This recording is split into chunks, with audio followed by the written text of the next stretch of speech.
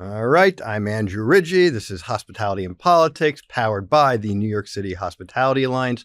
I feel like I need to bring a lot of energy to this conversation because I'm with a man who brings a lot of energy to everything. I am. Mr. Drew Nieporent of the Myriad Restaurant Group. Right.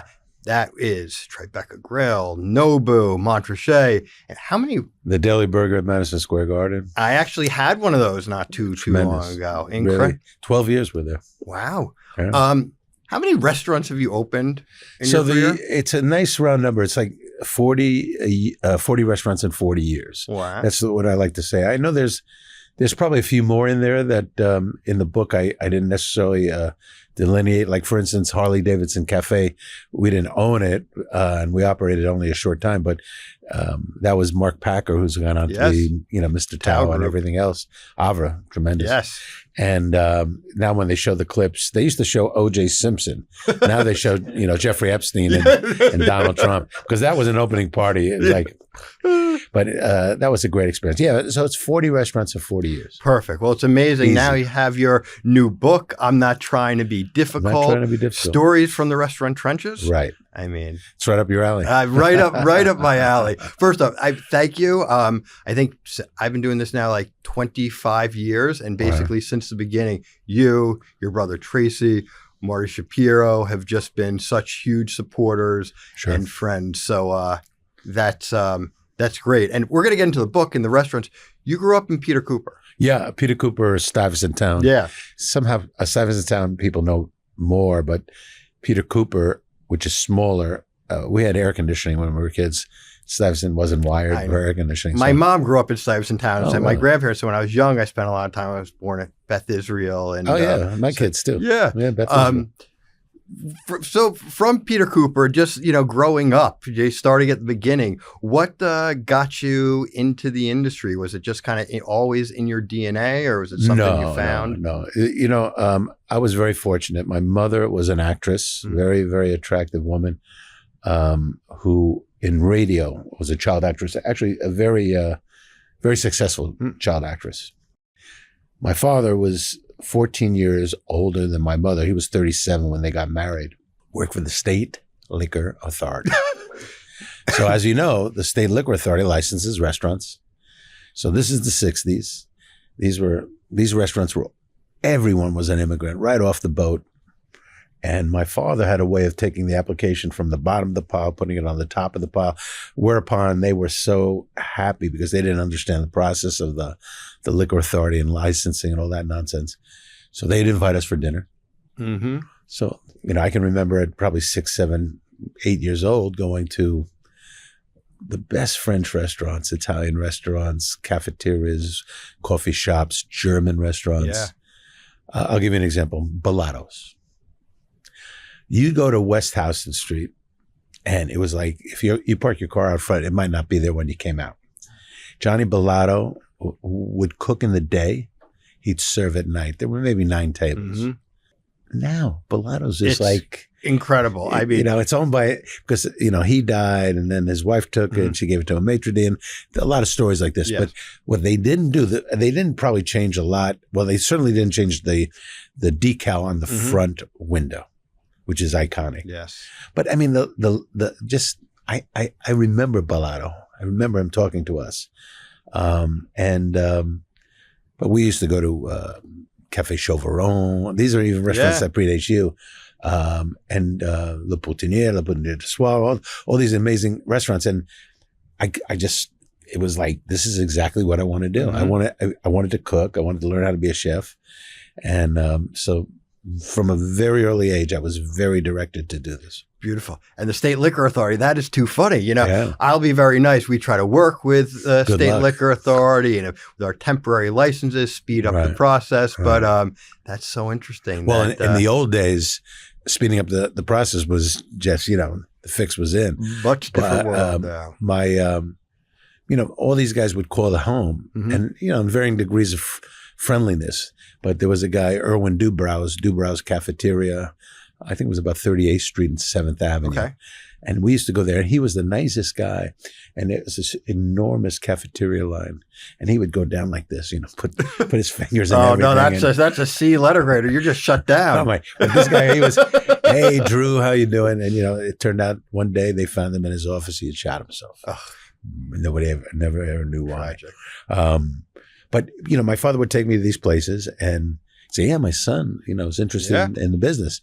And they'd look at me and they go, this is the worst business. Yeah. Nobody listens to us. Stay out of the business. So the more they denigrate it, the more I was resolved to do it. Naturally.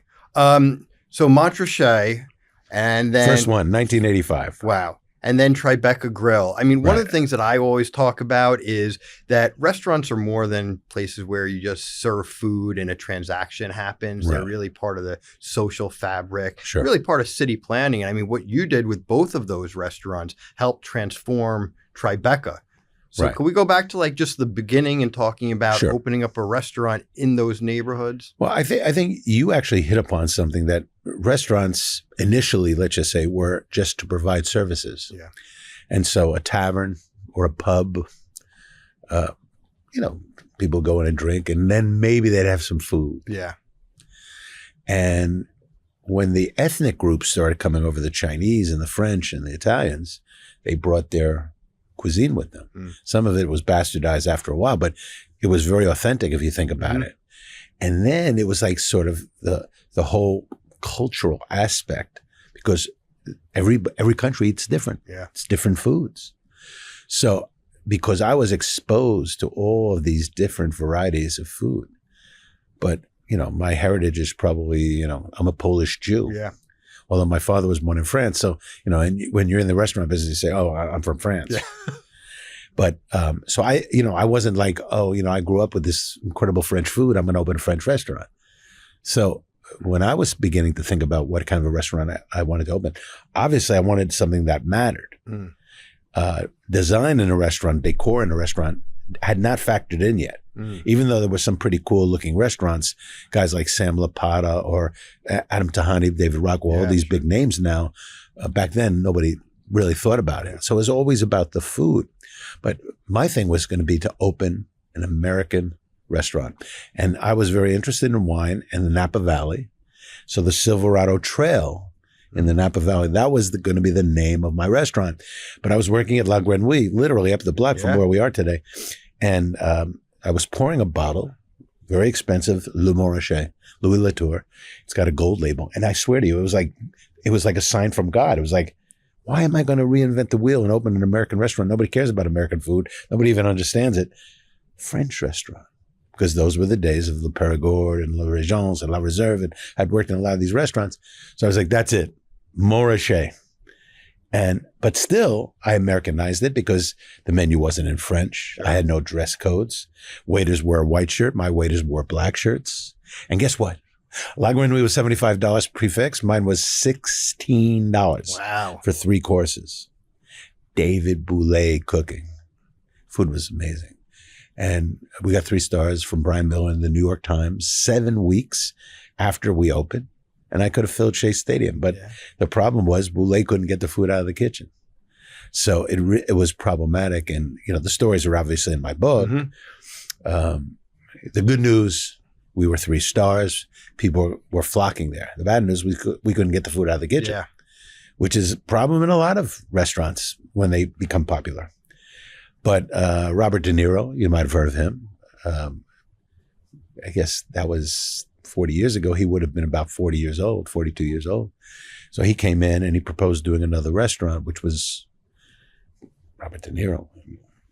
And we walked up the block, and he lived in Tribeca, and this was an empty former Martinson coffee house, Tribeca Grill. And so having a 3-star restaurant, French, but kind of modern French, I said, we should just do an American restaurant. The food had to be great, Italian-American chef, but the restaurant wasn't going to be Italian. And, we opened 5 years after Montrachet, the Tribeca Grill with Sean Penn, Bill Murray, Mikhail Baryshnikov, Christopher Walken, Ed Harris. Have I dropped enough names? And all these guys, so it was like, Bam, from day one. Right. It's from day one. Now, we were competing with Bruce Willis, Schwarzenegger, and Stallone, Planet Hollywood.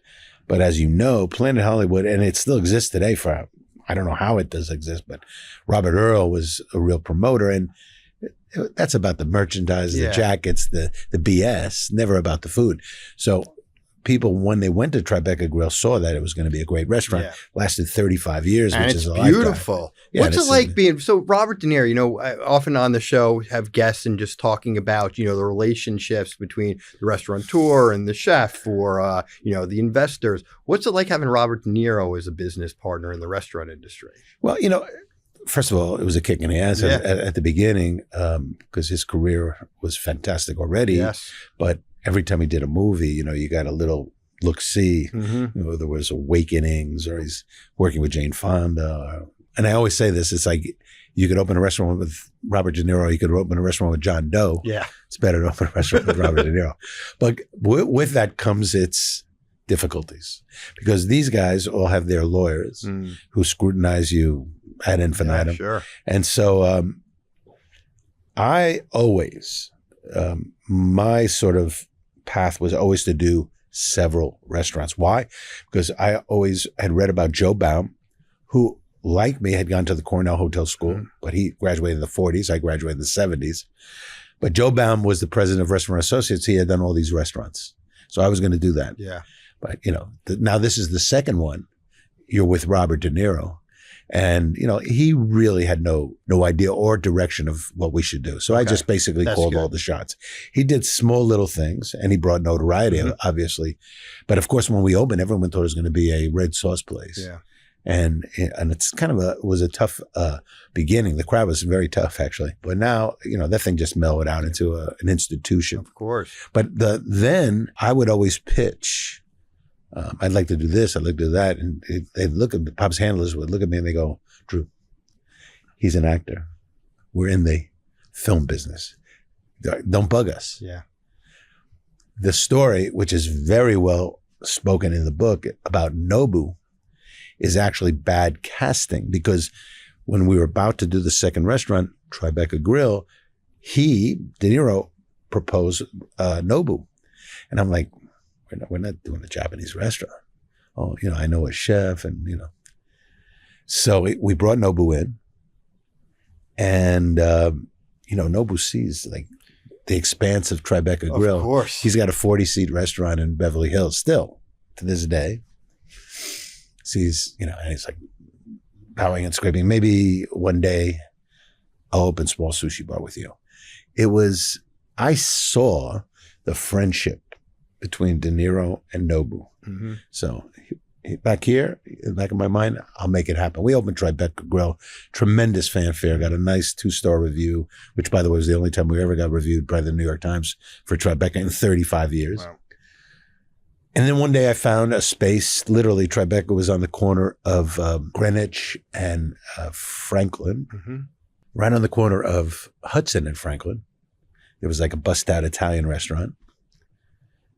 I bought it at a bankruptcy auction, $100,000. I called Nobu. This is 3 years later. Nobu, I found the space. Now, keep in mind, Nobu's restaurant's in California. Yeah. I'm in New York. Oh, I don't tell you. I made another deal. Another deal. What? And so now I'm sure I intrigued you, because Nobu said no to the first Nobu. Nobu said no to the second Nobu. Nobu actually said no to London, which was the third Nobu. And today he's worth about $300 million.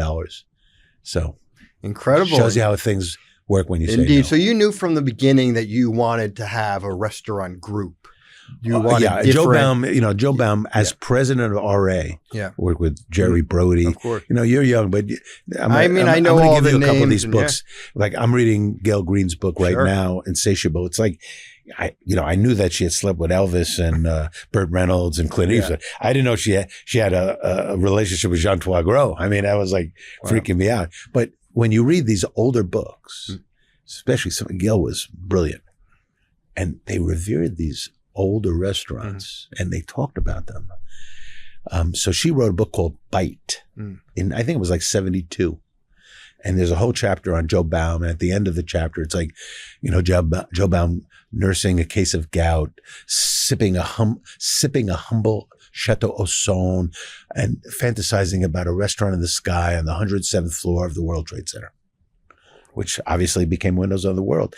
So Joe Baum was always, that was my path, because again, he went to Cornell. And finally, one time I met Joe Baum. I think I was in between jobs, and he was interviewing me, and he wanted to send me to Kansas City, of all places, because he was consulting to the American restaurant there. And, we were talking, and he goes like this. He goes, Nieporent, he goes, there are two people in this room, and one of them thinks he's Jesus Christ. It's like, then he goes, we're scratching our heads together. We're scratching our heads together a lot. It's time to part the pubic hairs. So Joe Baum, and now he passed away several years ago, and Cornell did this thing called the Cornell Hall of Fame. Okay. And the first year they did it, they inducted graduates from each generation, the 40s, the 50s, the 60s, and the 70s. Hall of Fame. Wow, congratulations. Hall of Fame. But Joe was 40s, and they asked me to introduce Joe. Now, in the audience is, Joe's son, Charlie, and his other son, and his daughters, and Jennifer Baum, who's married to Joe.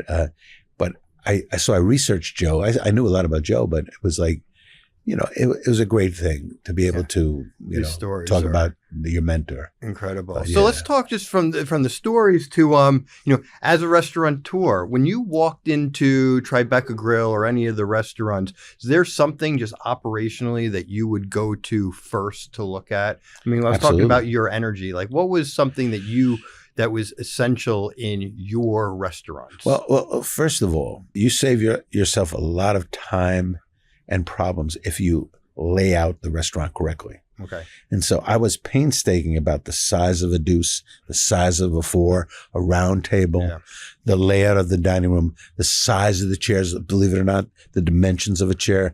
Like in the old days, the hotels all had like 26-inch chairs. And so, when you tried to put a 6 chair around a round table, it wouldn't fit. Yeah. So you couldn't even, fit a 6 top. Yeah. So, I realized after a couple of the places, like having worked at La Grenouille, beautiful restaurant, the cheapest chairs, but the chairs sort of disappeared in the design. So they were 18 inches in diameter. You could always fit in extra chairs. The other thing Michael McCarty did, he's not far from here also.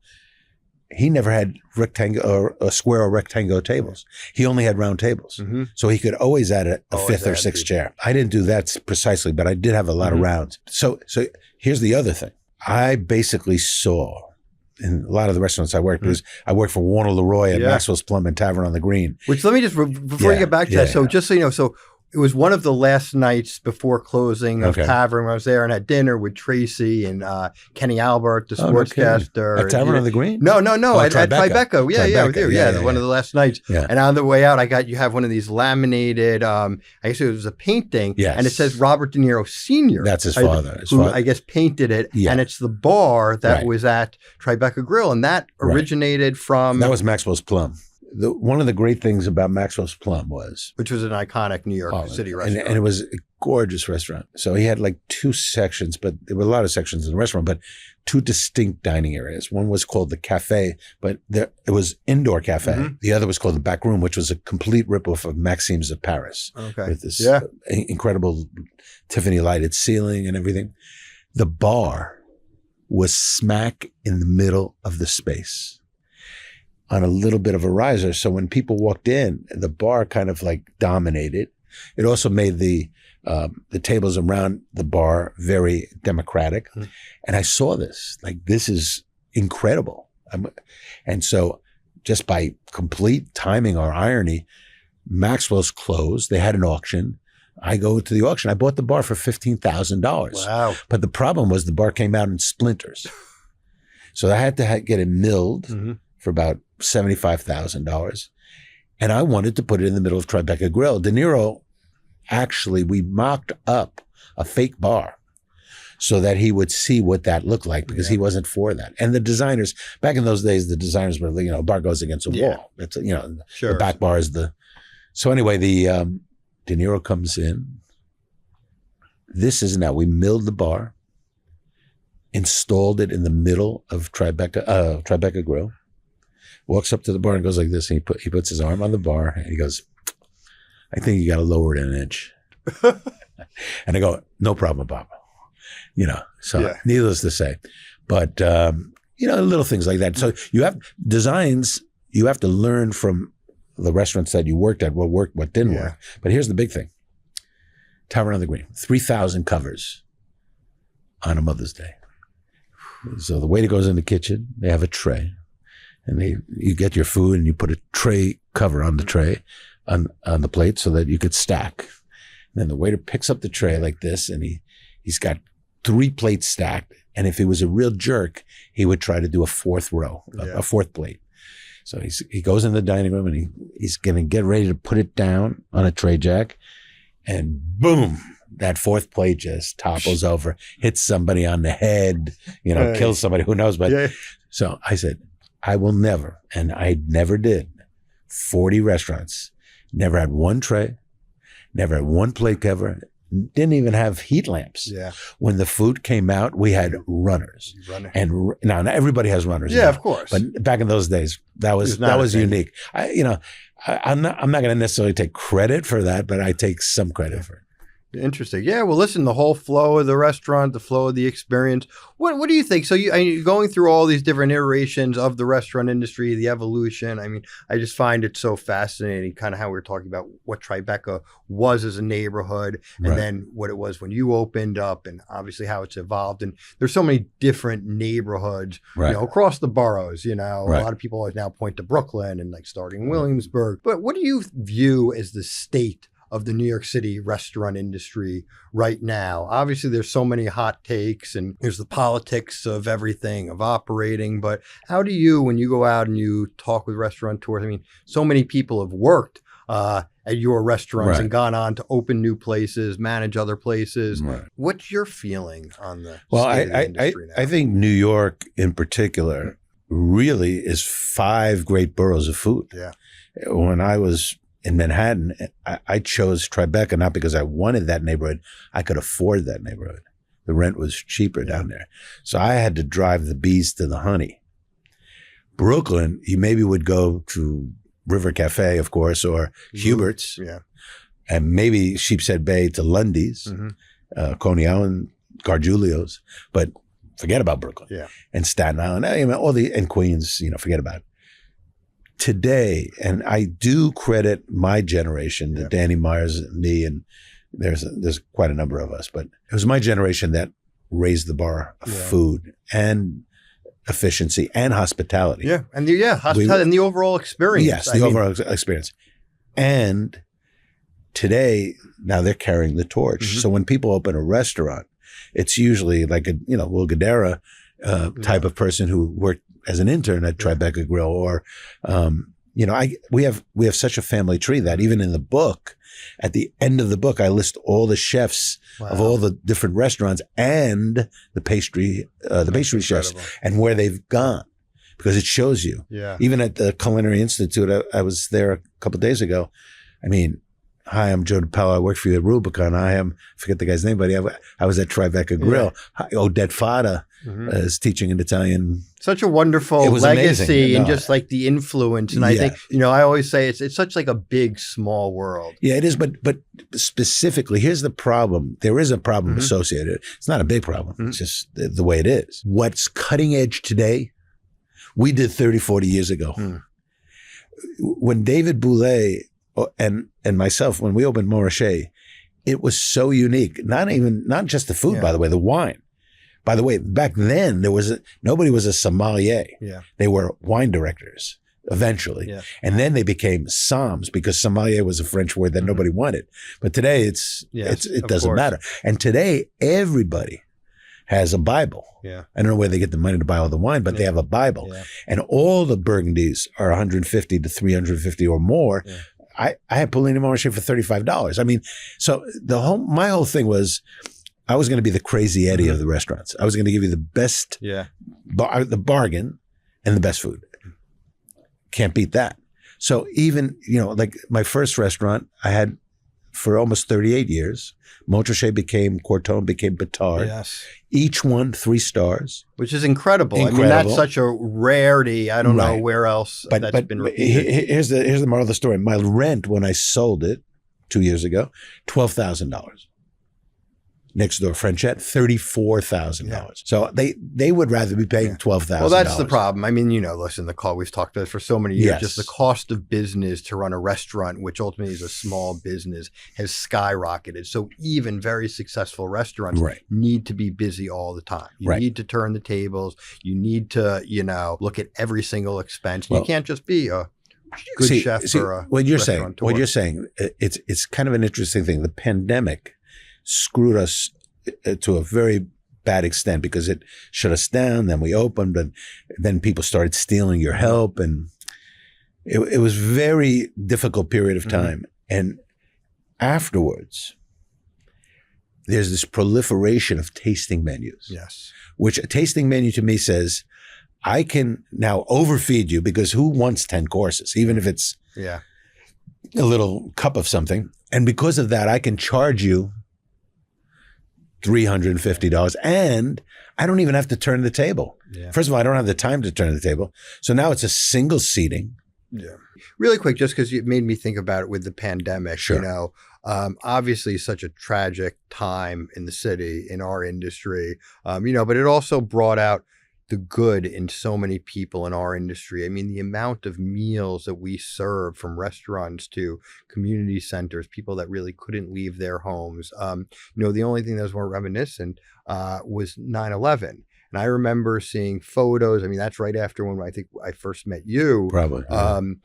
You did a lot. Obviously, Tribeca Grill is down by the World Trade Center. Right. I don't know if you feel comfortable talking about it or no, not, but what was that experience after 9/11? Because you played a major role feeding first responders, if I recall. Well, actually, a lot of that is in the book. Okay. The New York Times did a huge piece where we were literally, there was a photograph of me on the cover of the food section.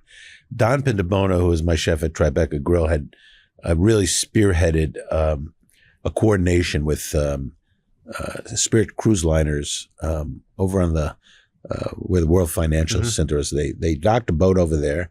We went on that boat. Don had sort of organized everybody to bring food, and we served all the rescue workers, Greg Kuntz and Danielle, and just really pretty much everybody. Michael Lamonaco obviously was in there because of his circumstance, but that was a shining moment for New York restaurants. And then there was no traffic below. First it was 14th Street, then it was Canal Street. Yeah. Then Giuliani, I don't know what happened to the poor guy, but he was fantastic during this.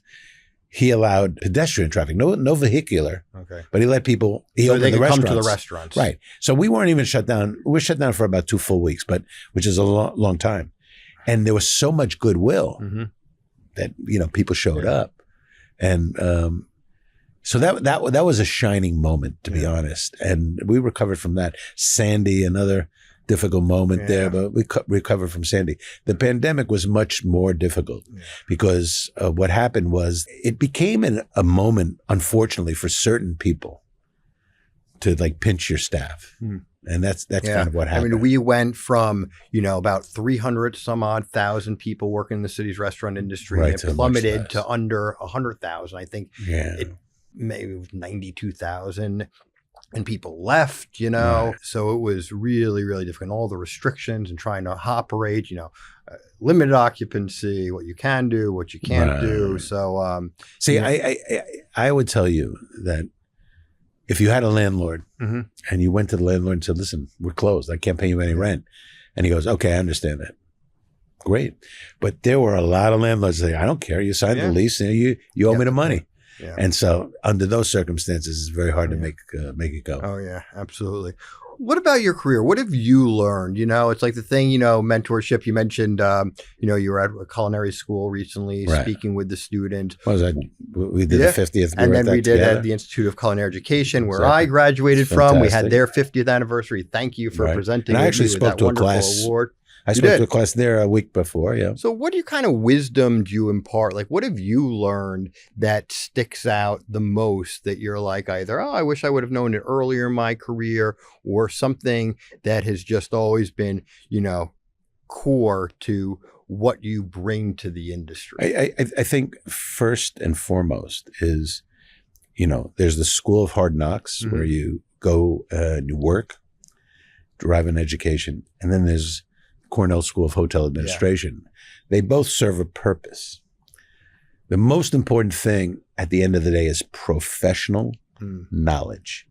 In other words, whether you're at school learning or you're working in a restaurant, interning or learning, you have to derive professional knowledge such that if you have aspirations to one day lead people, inspire people, as in you're going to open a restaurant and therefore you need to have that ability, you have to have the confidence.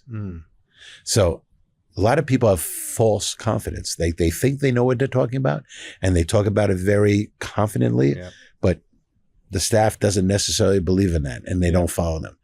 But it's like a football coach. There's some of these coaches you can see, it's just like you're looking at them and they tell you, this is the way we're going to do something. And you feel that, oh, this guy, he was a former player, whatever the circumstance.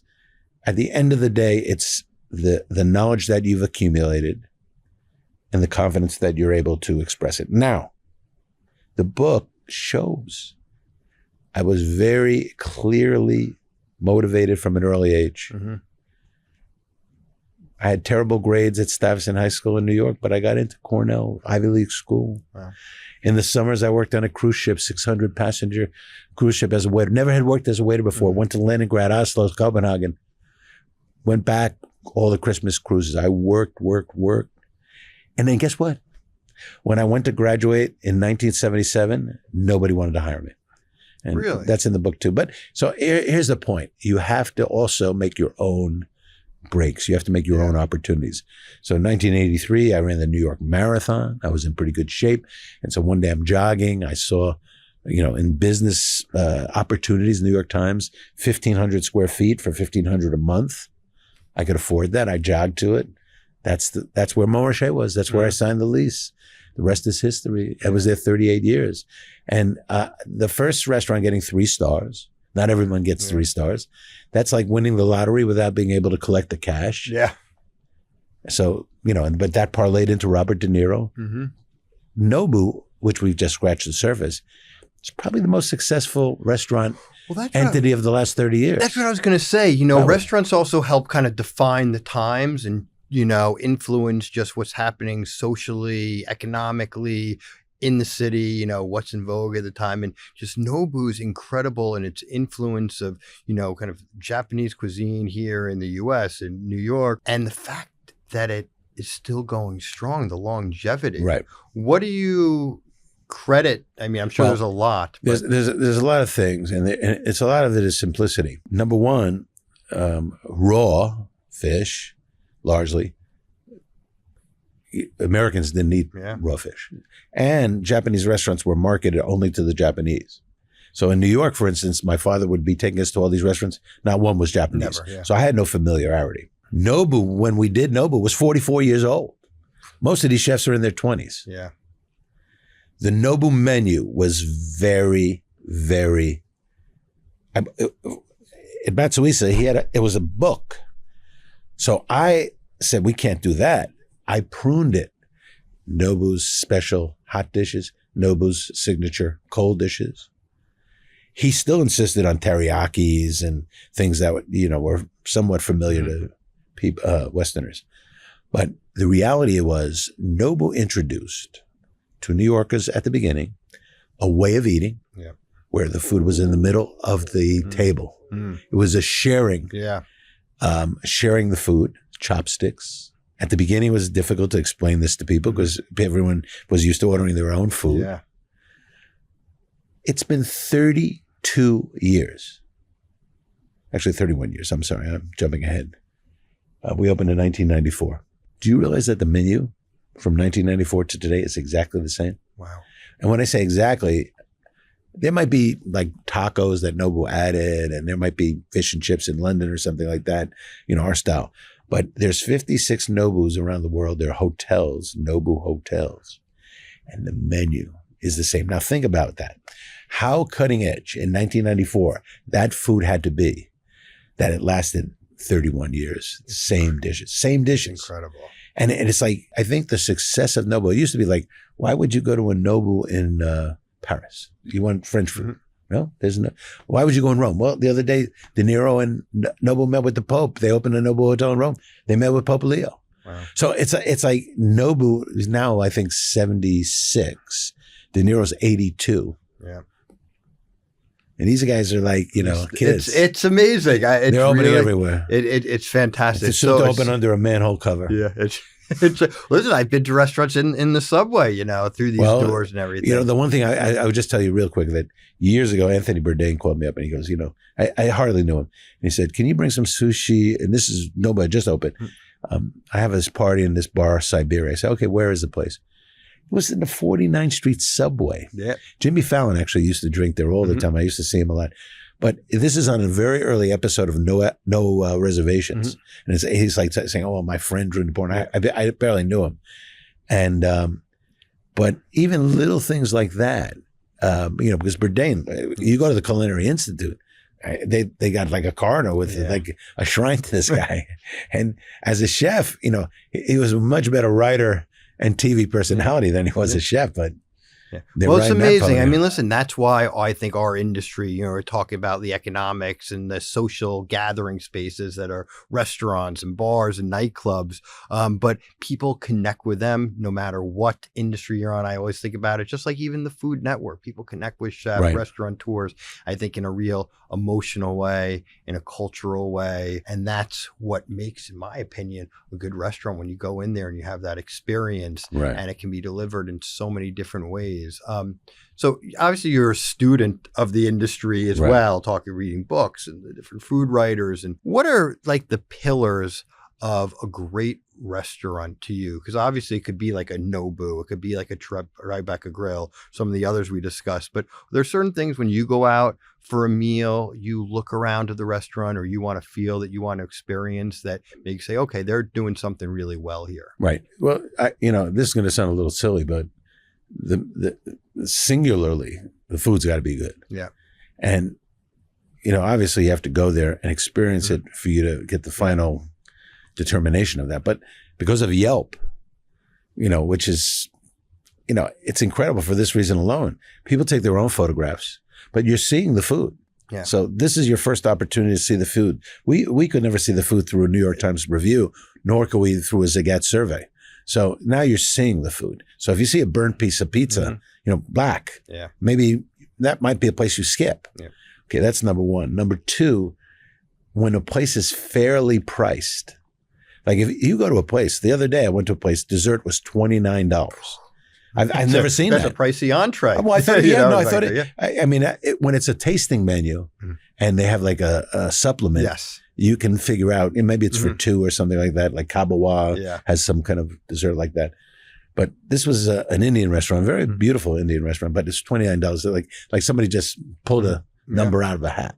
So the price has to be within reason. Yeah. Like you can't just say, I'm charging $45 for a hamburger. Well, there needs to be a value perception. I think when people go out, they assign a value to certain types of cuisine, certain types of experiences. Right. And if you are, out of that, it makes people order differently. That's right. Even like when restaurants, remember Danny and others, and, looked at, eliminating tipping and they increased menu prices. Right. And, that was a people mistake. began ordering differently. Right. And it wasn't good for the restaurants. It wasn't good for the workers. It wasn't good for the consumer. So there really is an art to that. Right. And I think it's why restaurants, notwithstanding all the operating costs skyrocketing, rent, labor, insurance, you name it, restaurants always are very sensitive in most cases to raising prices, especially when they have a lot of regular guests because of the sticker shock. Yeah. Well, not everybody, but because that's the other thing I'm realizing. Somebody's spending this crazy money at these tasting menus.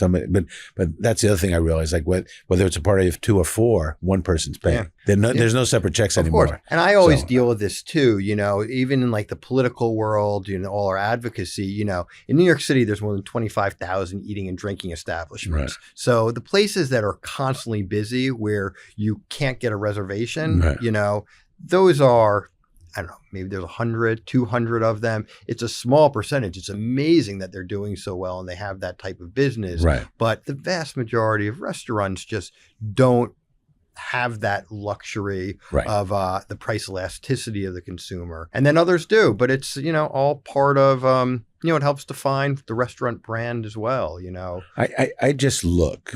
Sometimes a restaurant smacks of too much calculation, and calculation in a way to make money. You open a wine list now. Yeah. There's now one bottle under $80. Yeah. I mean, so then wine by the glass, and one glass of wine is about $25. Yeah. So I want a restaurant sort of be rooting for me, the customer. The problem is when, and you can be a great restaurateur, chef restaurateur. It seems like the chefs are more restaurateurs now, but the price is important. And then a lot of these places, you sort of see it's on autopilot. Yeah. Some get away with it better than others. As a restaurateur, I always had the chef as the main actor, the main figure. Yeah. So I always promoted the chef, whether it's Michel Nichon at Heartbeat or Tracy Desjardins and Rubicon in San Francisco, Joey Fortunato, Layla, all these people, I pushed them out. Yeah. And I was in the background. I was very fortunate because I got ridiculous, an avalanche of publicity. But guess what? It doesn't last. Yeah. I mean, I've written this book. The book's doing very well. Yeah. But at the end of the day, everybody, because information is so fast today, has moved on. Yeah. So I might tell you that this book is really instructive. And if you're in this industry, you should read the book because it would give you a perspective. But some other people would be, I don't need... Yeah.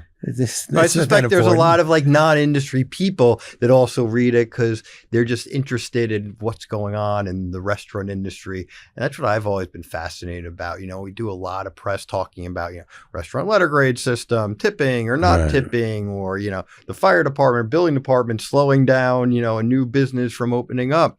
And I can't tell you how many people from outside of the industry, reach out to me and they just are, very inquisitive because I guess, they love the neighborhood restaurant they go to. They love the special restaurant they go for those special occasions. So they care about it. So before we finish up, and there's so many great stories, which I'm going to go read the book. I love it. I'm not trying to be difficult. I'm not trying to be difficult. The longevity piece, it is a tough industry. Right. I always talk about it. Nights, weekends, holidays, I always joke around. My grandfather had bakeries and cafes. His joke was, how do you make a small fortune in the restaurant industry? That's the large one. Start with a large fortune. That's the way it is. What's your kind of just perspective on, longevity, being successful in the industry and doing it hopefully in a way that's, fulfilling and doesn't completely burn you out and make you want to go to I mean, the first thing is, especially when you have to consider the financial aspects of our business. And at least, when I opened my first business, I could get away with a $50,000 investment on my part. We opened a restaurant for $150,000, which wasn't enough, but we did it. The problem now is, I would say you can't delude yourself with the money. In other words, only invest what you're willing to lose. Yeah. And you never ever put yourself in hock or put your house up or something like that. Even to this day, when I had a creative success at Cortone. Yeah, they made a movie about this guy, and we got 3 stars. We got 2 Michelin stars. Wow! But my investors didn't get back their investment. So when I opened Bâtard in the same location, I kept them all. Yeah. And then on the last day of Bâtard, they all got all their money back plus. Wow. But that's not how it works. A lot of people would have been like, Cortone, you were an investor at Cortone, not Bâtard, but I kept them and their piece. So I think it's important to be, if you're going to make $1, you want your partners to make $1. Sometimes the chefs want equity, but the chefs are the first ones when they get a big review to walk out the door when they're seduced by somebody else saying, "Oh, we'll open this place and you'll be my partner and I'll pay you more money." And so, the book gives the trials and tribulations. My friend, legendary restaurateur, Drew Nieporent. Thank you, Andrew. I'm not trying to be difficult. Not trying. Stories from the restaurant trenches. Thank you. This is Hospitality and Politics, powered by the New York City Hospitality Lines. We're going to have you back to talk more about it when I read. And everyone should go get a copy of the book and read it if you're in the industry, not in the industry. And hopefully we can go enjoy a good meal sometime soon. See you next time, everyone. Thank you.